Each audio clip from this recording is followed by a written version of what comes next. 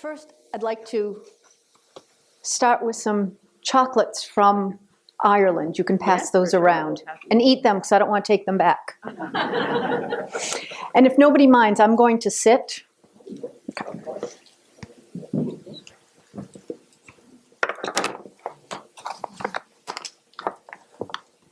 Thank you all for having me this evening.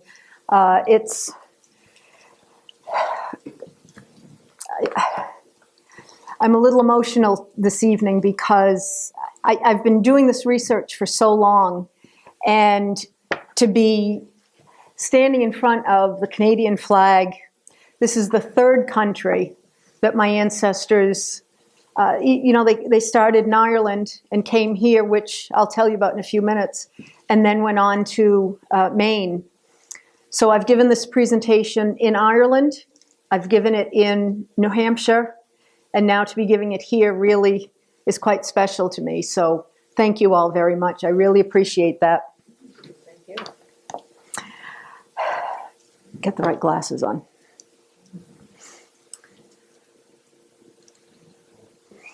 The Cambridge Dictionary defines famine as a situation in which there is not enough food for a great number of people, causing illness or death, or a particular period when this happens. There were 3 major domestic famines on the island of Ireland. However, there have been many other localized famines throughout the years. The famine of 1740 to 1741 was known as Blean on Air, or the Year of the Slaughter. The 1740 population of the island was 2.4 million, with the famine taking the lives of 13 to 20%, 312,000 to 480,000 people, which was proportionately greater disaster than the loss of the Great Famine. This famine was likely perpetuated by the Great Frost of the winter of 1739 to 1740, freezing rivers and lakes solid, followed by a spring of extreme cold and dry weather, resulting in food losses of grain and oats, milk and potatoes. The realization that the country simply did not possess enough food to feed its population inflated food prices to unprecedented heights and ensure that, rather than death and distress, the country experienced severe famine in the summer of 1740. The potatoes could not survive the extreme weather conditions. Those that were in the ground that fall could not be picked, and when the time came to use the early picked potatoes that had been stored in barrels, it was found that they had rotted, so the year's crop was no good to feed the people. The famine of 1845 to 1852, which I'm sure many of you are familiar with, An Gorta Mor, known as the Great Hunger or the Great Famine. This famine was perpetuated by potato blight. By now, the population was primarily reliant on the potato as a major source of food. With the ruin of the potato crops, people starved, often to death. Ireland's population in 1841 was between 8.2 and 8.5 million. An estimated 8.4%, or 1 million people, died of starvation or disease, and an estimated 4%, or 2.1 million people, emigrated to places such as England, North America, and Australia, looking for a better life. This migration had an even greater effect on the country than its deaths. To date, the Irish population has still not recovered to the height of the 1841 population. The famine of 1879, An Gorta Mor, or the mini-famine, was the concluding episode of major famine. Perpetuated by inclement weather, blight, and cholera in chickens, the result of this famine included hunger rather than mass loss of life due to better food production, mainly located in the Connacht province in the west. This also induced greater migration. We're going to focus on An Gorta Mor. As we've seen, Ireland has endured numerous periods of famine throughout its history, But the most devastating was the Great Hunger in the mid-19th century. During those years, an estimated 2.1 million Irish, or 1/4 of Ireland's pre-famine population, left the country, with a further 1 million Irish dead. The Great Hunger, or Irish potato famine, was caused by devastating potato blight. Although its exact origin remains uncertain, it is believed to have first appeared in the United States around 1843. From there, it likely spread through contaminated fertilizer to South America, and by June of 1845, it had reached Europe. The blight quickly destroyed potato crops across England and the Netherlands, leading to widespread hardship and thousands of deaths. But nowhere was the impact more severe than in Ireland, where much of the population depended almost entirely on the potato as their main source of food. When the blight struck, millions faced starvation almost overnight. The crisis was made worse by the British economic policies that prioritized trade and export over local relief. As a result, food continued to leave Ireland even as its people went hungry. With little government support and widespread poverty, many families had no choice but to emigrate, beginning one of the largest waves of Irish migration in history.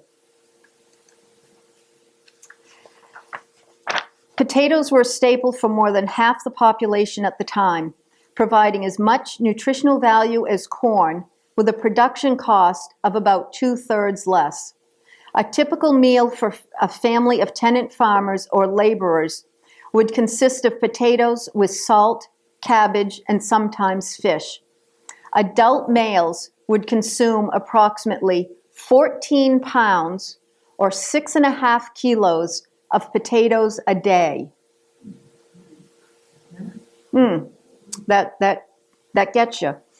Women and older children eating about 11 pounds or approximately 5 kilos a day, and children under 10 years of age eating up to 5 pounds, approximately 2.25 kilos. So a typical family would consume roughly 4 tons of potatoes per year. 6 tons of potatoes were generated from an acre of land, enough to feed a family and 1 pig that would eat in the neighborhood of 2 tons itself. These statistics demonstrate just how important the potato was to more than 4 million Irish people at the time. When the potato crops failed in 1846 and 47, it had a devastating effect on the people and the economy. People responded to the crisis by emigrating in vast numbers. They were faced with a choice. They could stay in Ireland and continue a life of poverty and likely death, or they could confront the unknown of potential sickness and, again, probable death on their way to a new life. Over 2.1 million Irish, about 1/4 of Ireland's pre-famine inhabitants, left the island.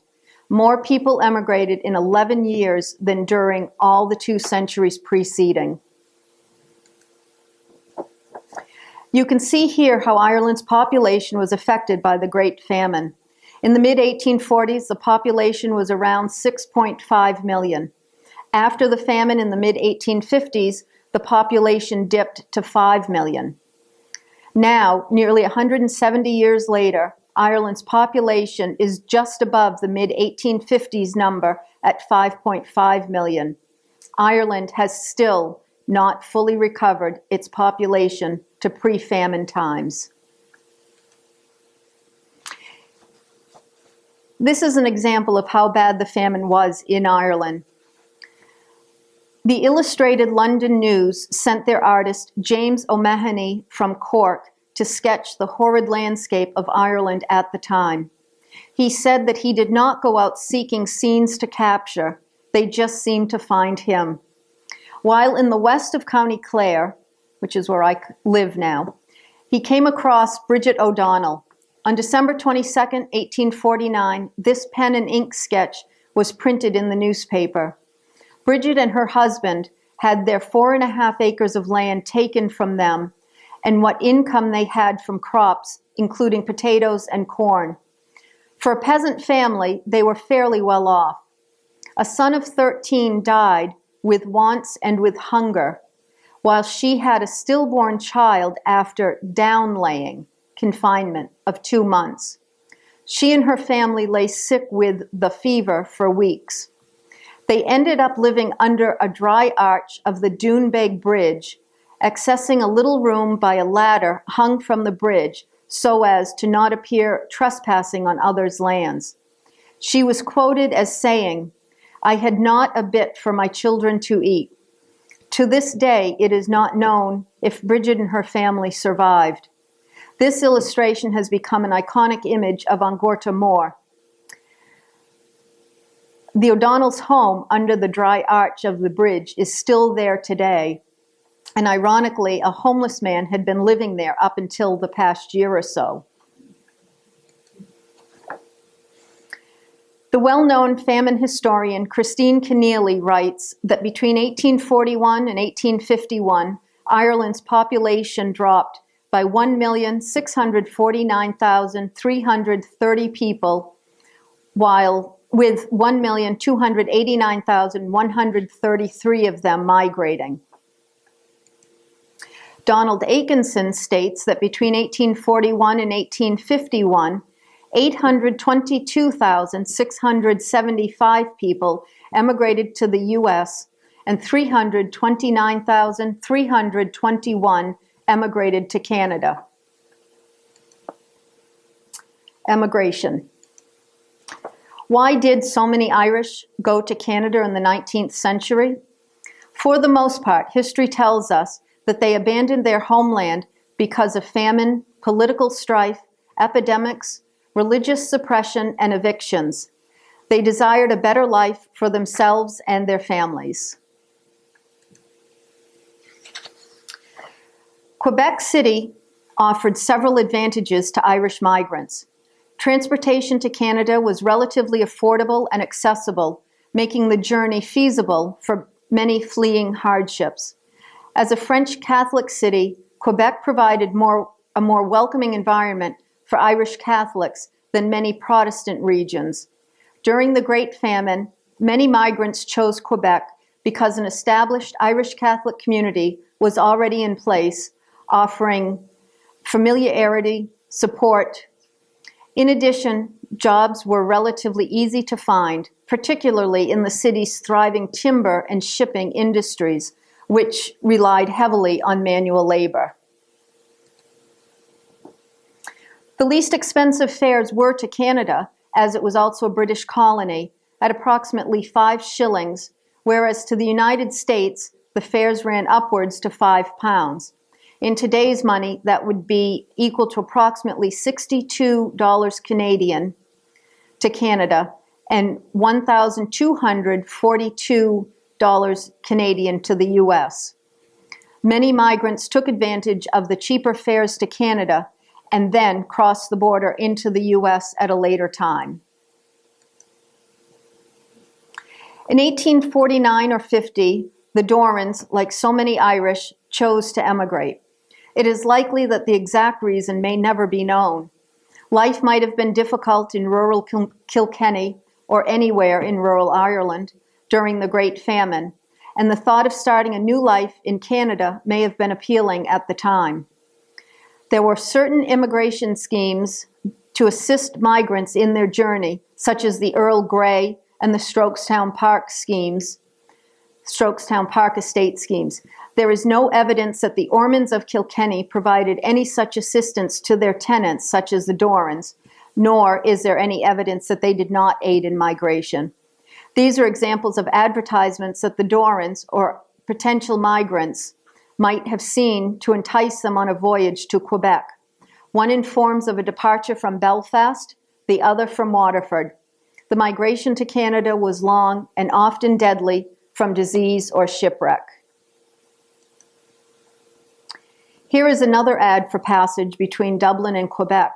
This states the provision each traveler will receive with their ticket. Each passenger will be supplied with 10.5 pounds of breadstuffs, 2 ounces of tea, and 1 pound of sugar weekly, with a supply of fuel, water, and medicines during the voyage, free of expense. In a letter dated the 27th of June, 1849, Jane White writes to Eleanor Wallace of her travels, "On our long, tedious journey, we have had fever and smallpox on board. We have had many fearful days in our long voyage. It is 8 weeks since we embarked in Belfast Lough. One could only imagine the thoughts of staying in a place of death and poverty, or looking towards the future of possible death or illness on the way to a new life."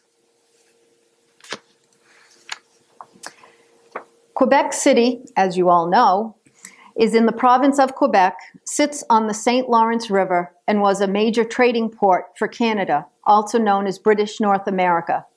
Canada did not become an independent country until July 1st, 1867.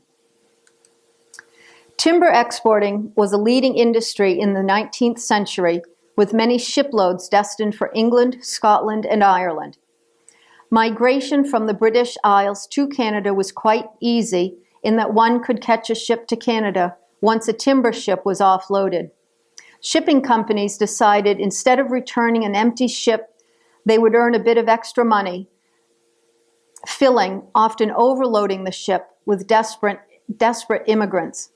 Due to the timber demand, a market was created for shipbuilding. Quebec City, which had 7 shipyards, employed 1,338 people in 1851, was the major shipbuilding port in the Canadas.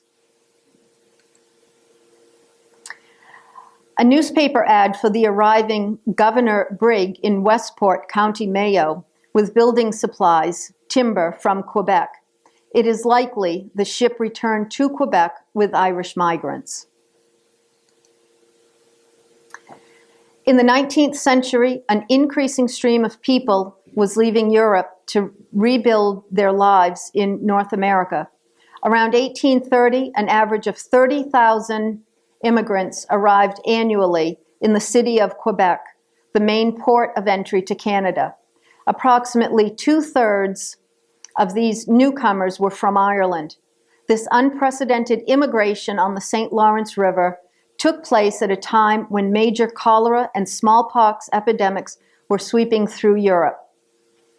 To help control the spread of the disease, the quarantine station at Grosse Ile, located in the St. Lawrence River upstream from the city of Quebec, was established in 1832 and operated until its closure in 1937.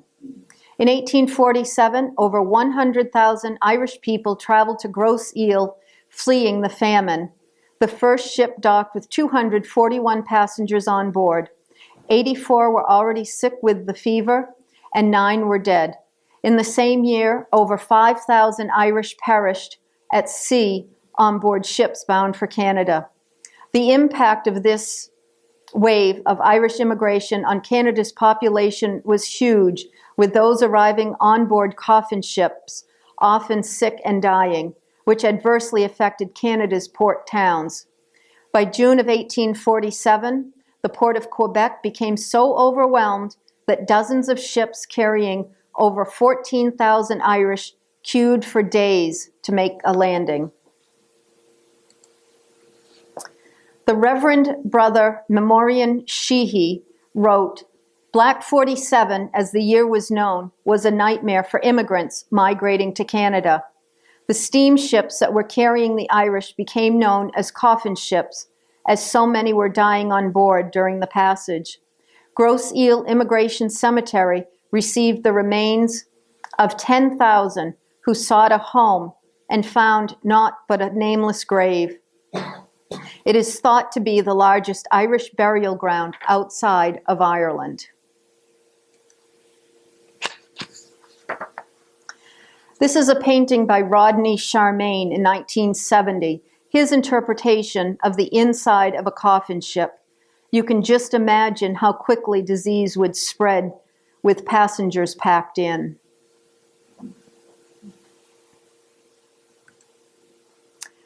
Disease of epic proportions were not new to the city of Quebec. In 1659, typhus had appeared on a migrant ship from France, the Saint Andre, carrying 130 immigrants. 10 died along the way, and once landed in Quebec, the disease spread among the residents and a number of people died. In 1832, there was a cholera epidemic, although it is unknown as to which ship was the source. On the 20th of May, the Syria departed from Liverpool with 241 passengers in steerage, with 9 of whom died of typhus at sea, with an additional 40 quarantined at the Grosse Ile Hospital. In 1847, the nightmare began again, with typhus and cholera swept across the Atlantic from Europe, spreading rapidly aboard overcrowded and unsanitary emigrant ships, conditions so dire that the illness became known as ship's fever. That year, 441 vessels passed through the quarantine station at Grosse Ile, where 2,200 corpses were carried off the ships upon arrival. More than 5,000 additional passengers perished at sea, their bodies thrown overboard if they died more than 30 kilometers from the quarantine station. The Belfast Newsletter on August 3, 1849 states, the cholera had decreased in New York, however had increased in Montreal, Quebec, and Toronto. The Irish Examiner printed on August 13th of that year, in Montreal and Quebec, accounts maintained that the deadly scourge was fearfully fatal. In Quebec, the number of deaths was 61, and a complete panic exists. Immigrants to British North America arriving from 1847 into the early 1850s would have to deal with these diseases in some way. One reason it appears that the Irish Catholics went to Quebec is because it was already a Catholic city. According to Atkinson, directly related to the Irish is the fact that at the time of American independence, none of the 13 American colonies granted Roman Catholics full and equal rights. Indeed, until the last quarter of the 19th century, some states still did not do so. In contrast, in 1774, Catholics were given full civil rights under the Quebec Act. Reports of St. Patrick's Day festivities in Quebec go back as early as 1765, when they were mentioned in the Quebec Gazette. The Irish commenced migration to Quebec in large numbers around 1813 at the end of the Napoleonic Wars. Upon arriving in Quebec, the Irish Catholics had no English-speaking church to attend, only French.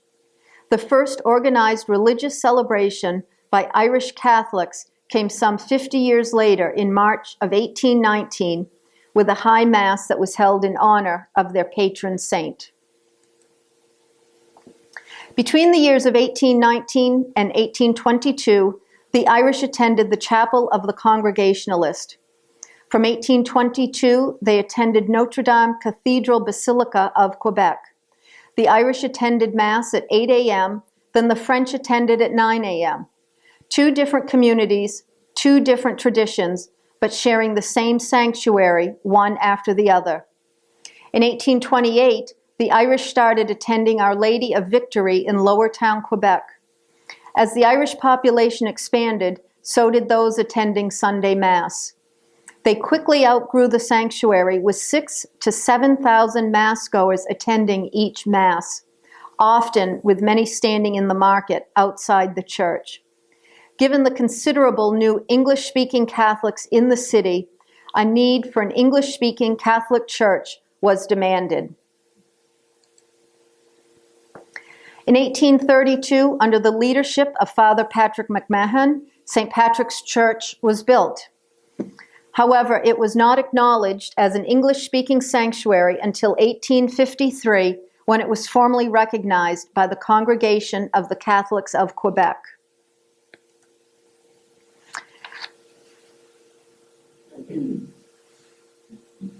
However, St. Patrick's was not formally recognized as an English-speaking sanctuary until 1853, when it was constituted a body corporate under the name of the Congregation of the Catholics of Quebec.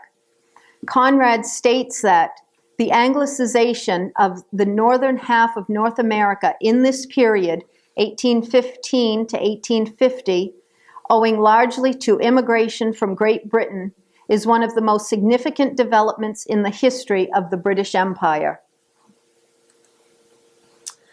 The historiography of Irish immigrants to Canada has focused primarily on the Irish Protestants that migrated early in the 19th century. The Irish Catholic migrants from 1813 to 1871 have been grouped with the Protestants as one group of Irish migrants. The Irish Catholics mostly stayed within the confines of Quebec City, whereas the Protestants were living in other areas such as Ontario, Hamilton, New Brunswick, and were primarily farming. Table 1 here illustrates the numbers of Irish-born immigrants to Quebec, separated by religion. You can see here that the Protestant population in Quebec decreased by 430 over 20 years, whereas the Catholic population increased by 1,978 over the same period.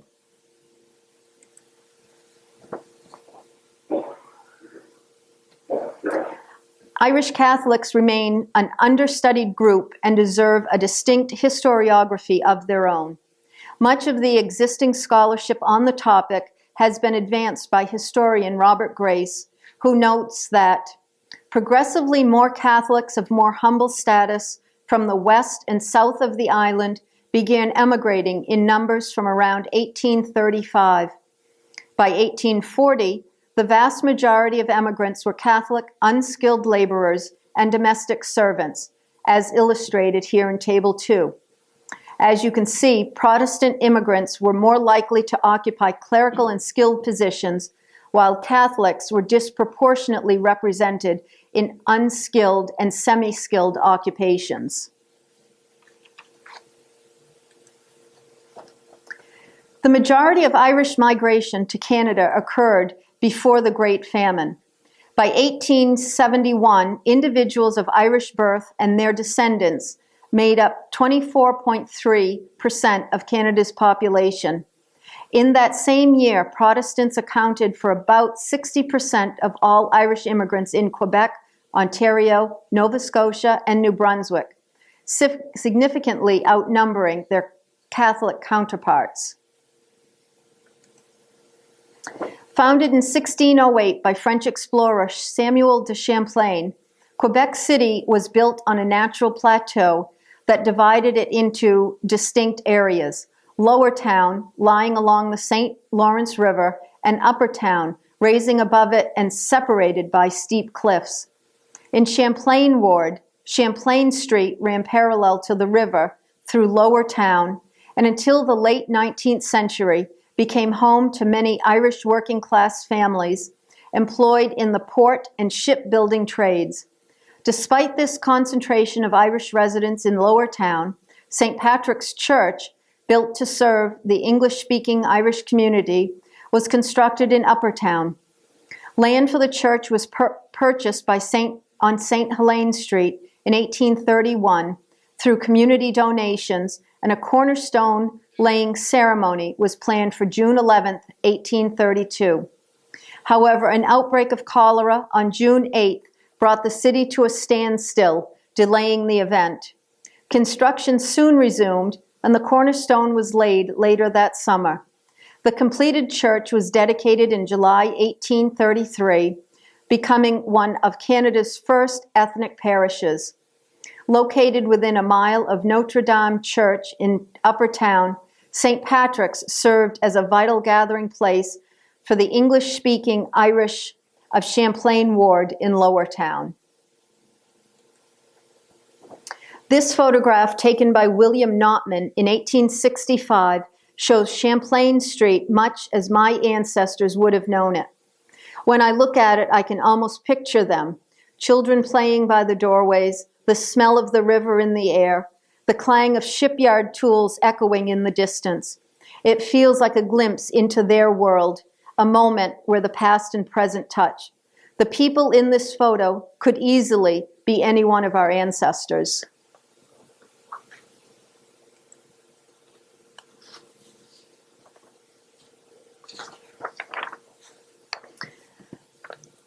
Orphaned Irish children in Quebec. During the process of migrating from Ireland, many children became orphaned, as many parents did not survive the journey to North America on the coffin ships. Large numbers of people died from starvation, not unlike what was happening back in Ireland. Others succumbed to typhus. The term orphaned did not solely refer to children whose parents had died. In fact, many orphans had a living parent who was sick, who did not have enough money to care for them, who worked as a live-in domestic, who had abandoned them, who lived elsewhere in North America, or who had remained in Ireland. A great number of orphaned Irish children were taken in by Catholic French Canadians, often through the assistance of the church. Many Irish children who were left orphaned were taken in by French Canadian families, often with the help of the church. Others were placed in an orphanage funded by a group of prominent Quebec women known as the Charitable Society of Catholic Ladies of Quebec. And pardon me for not trying to pronounce it in French. You wouldn't like that. By 1849, the institution was under the care of the Grey Nuns. The orphanage kept remarkably detailed records of the children. Where information was available, entries included the child's name and age, the names of both parents, often with the mother's maiden name, parish and county of origin, and even the ship on which they had arrived. Notes on many of these children were maintained well into the 1860s, a testament to the latest interest the nuns had in their former wards. At first, the church was quite insistent that Irish orphans adopted by French Canadian families should take on the new parents' surnames, the idea being that the French name would help them assimilate more easily into their new culture. Yet there was a touching example of a little girl whose mother had asked that she keep her Irish name as a link to her family and her heritage. Her adoptive mother honored that wish. From then on, it became increasingly common for Irish orphans to retain their given names and personal identities. This practice, in turn, fostered a sense of camaraderie and mutual respect between the Irish and the French Canadian communities. Not all orphans, however, were placed with French Canadian families. They were sent to live with relatives already in North America, both in Canada and the United States, while others were taken in by Irish families, as was the case with the Dorans children.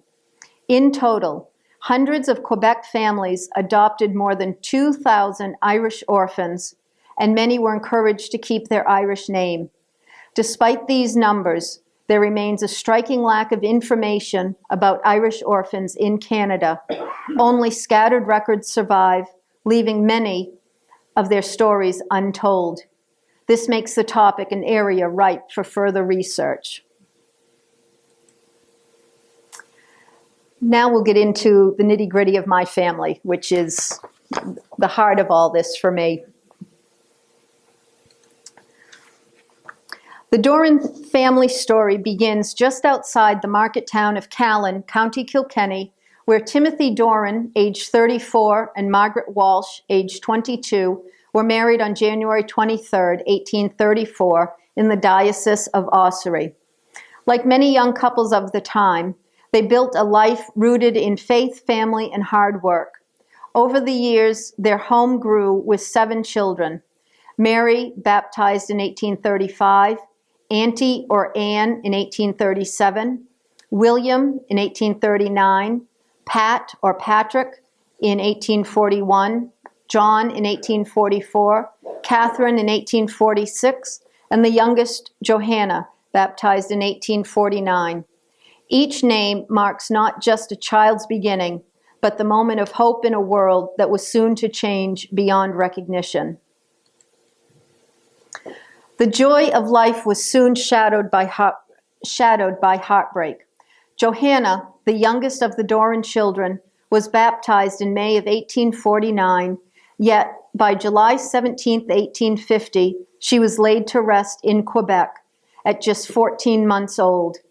It is likely that she fell ill during the family's voyage across the Atlantic, a journey that so many families undertook in hopes of a better life.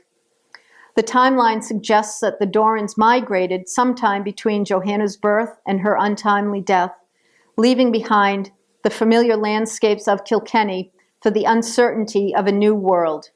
Her brief life and the grief it left reminds us of the enormous risks and losses that Irish families endured during this period, and the heavy toll the Great Famine took even on the youngest and most vulnerable. Sorrow did not end with Johanna. On January 31st, 1850, Timothy Doran himself died. In both interment records, it indicates that Peg is living, yet no further information of her has been found. The gaps in the historical record leave us with unanswered questions, but they also hint at the hardships and uncertainties that accompanied families like the Dorans as they crossed the Atlantic.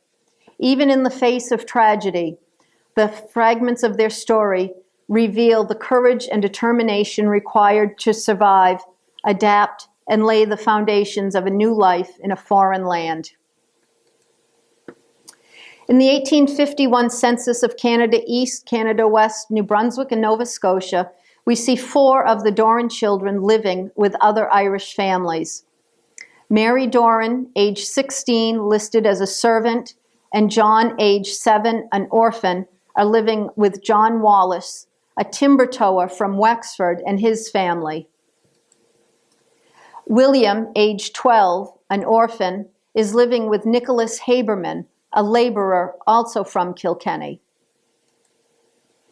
Patrick, age 8, listed as an apprentice at age 8.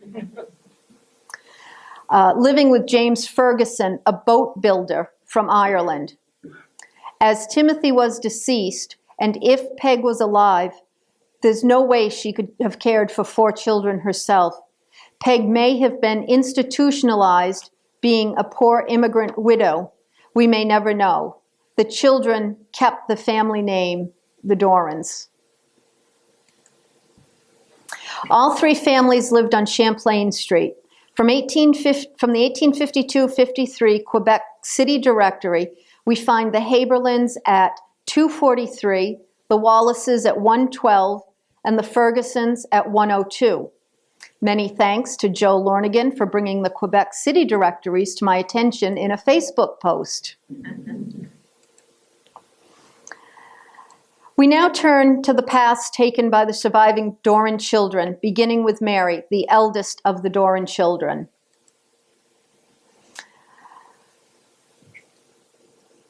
As there are very few records of Mary, we do not know much about her. In 1901, she was 71 years old and was residing with her niece, Carrie, William's only child, and her family. Again, in 1911, she was listed as still living with her niece and family. On the 8th of August, 1912, Mary was interred in St. Patrick's Cemetery. We will see that the Irish Catholic migrant family stayed at the church that was built for their community into the 20th century. Next, we turn to Auntie or Anne, the second of the Doran children. To date, I have only found one record of Anne. She was not listed in the 1851 census in Quebec with the rest of the children. At some point, Anne went to Montreal and married Michael Irwin. I have not found any further records, although Michael died the 6th of June, 1909, and his death record does not state that Anne is deceased. We now turn to William, the third Doran child. His life in Quebec provides further insight into how Irish immigrant children adapted to their new surroundings, navigated the challenges of a foreign land, and began to carve out their own place in the community. The first we see of William after the 1851 Canadian census is the 1867-68 Quebec City Directory. He is a laborer and living at 61 Champlain Street, LT. His brother John, presumably, is living in a boarding house at 61 Champlain Street as well. This is William's marriage to Caroline Worrell in St. Patrick's Church in 1871. William and Caroline had one child, a daughter, Caroline Margaret, who was baptized in St. Patrick's Church on the 15th of March in 1873. Here we see the headstone for Margaret Caroline Worrell Doran in St. Patrick's Cemetery. Caroline was just 34 years old and died only 12 days after their daughter, Caroline Margaret, was born. The headstone says she was only 29 years old. I suspect 29 was a guess, as I have her baptismal record that she was born in 1839. This is the marriage record of Caroline Doran to Albert William Tom at St. Patrick's Church. This record shows a double dispensation by the Catholic Church. Albert was a Protestant. Catholics were not allowed to marry someone who was not Catholic. Secondly, Caroline was only 19. She was not old enough to give consent, which was at age 21. William, her father, had to approve of the marriage for her. William Doran's interment record at St. Patrick's Church Cemetery, April 29, 1898. Also the kneeling stone for William and his grandson, John William Tom. The church also records Honora Worrell, William's sister-in-law, and Margaret Worrell, William's brother-in-law's wife, in the same plot. This research was completed for me by Irish Heritage Quebec member John O'Connor in 2022. He said he undertook my request right away as his ancestors were from 6 Mile Bridge, which is near where I live in County Clare. The baptismal record of Caroline and Albert's children. John William, born 16th of August, 1893. He was buried with his grandfather William in 1923. Annie Mary Amelia, born the 2nd of August, 1897. And a stillborn female, baptized and buried on the 25th of June, 1900. The one child who survived to adulthood was Annie Mary Amelia.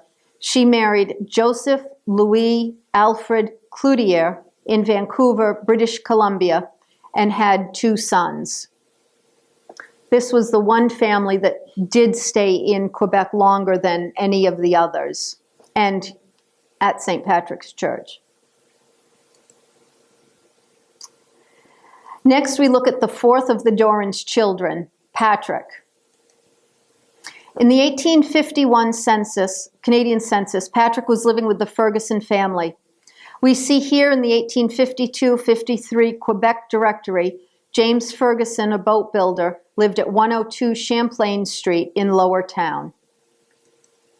We first see Patrick on his own in the 1861-62 Quebec City Directory, working as a laborer, living at 223 Champlain Street.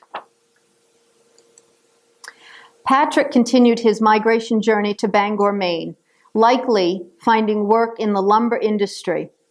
By the 1850s, Bangor was considered the lumber capital of the world and was one of the busiest ports on the East Coast and was heavily engaged in shipbuilding and commerce. In 1860, Bangor's waterfront saw 3,300 lumbering ships pass by its docks. He married Mary Cronin, whose parents were from Cork, in August of 1865. They had 6 children. The last was born 8 months after Patrick's death, and he might not even have known of the last child on the way.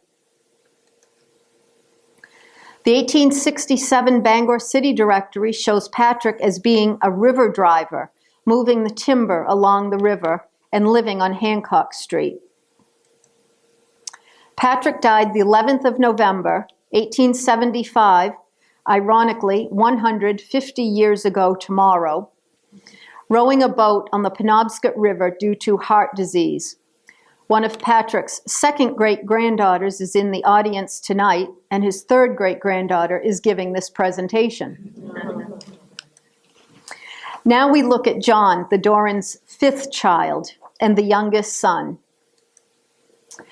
John must have followed Patrick to Bangor as he married Abby Burke in July of 1874 in Bangor. The couple had two children, Eleanor 1876 and Walter in 1886. Abby died in 1891 and John died in 1907.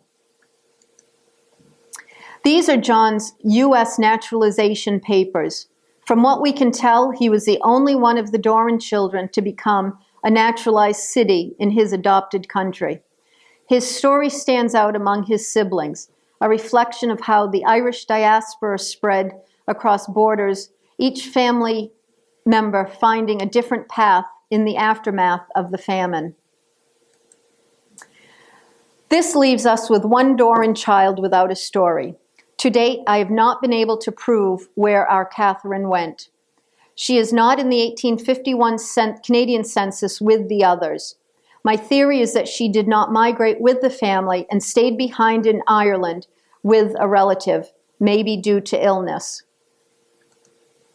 I have found a record of a Catherine Doran from County Kilkenny, although there were a number of Catherine Dorans born in Kilkenny at the same time, married a Timothy Geary from County Cork in 1871 in Victoria, Melbourne, Australia.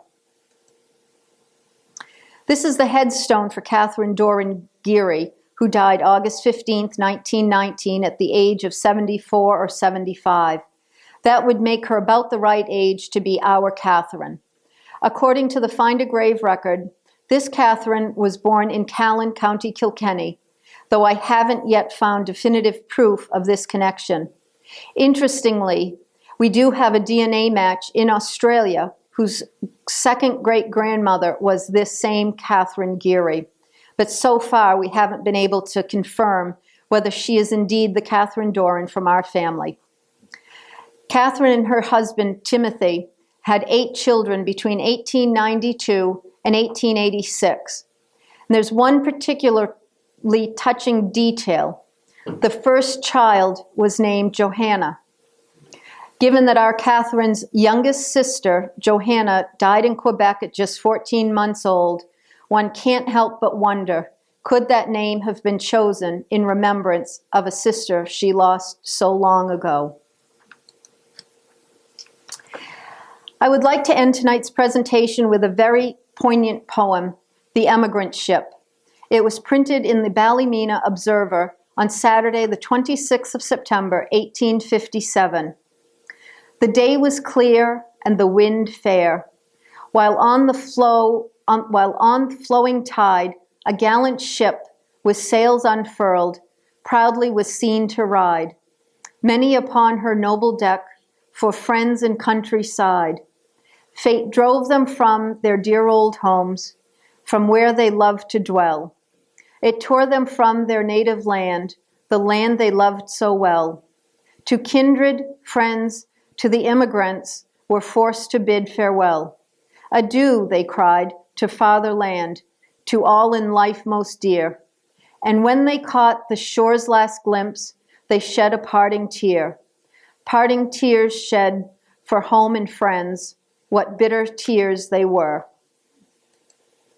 Thank you all very much for your time and attention this evening. I hope this presentation has offered you a deeper understanding of famine migration to Quebec and the lives of those, like the Doran family, who endured such hardship in their search for hope and belonging. Their story and the stories of so many others remind us of the courage it takes to begin again in a new land and the importance of remembering those who came before us. I'd be happy to take any questions or hear your thoughts. I always find these histories continue to speak to us in new ways when we share them together.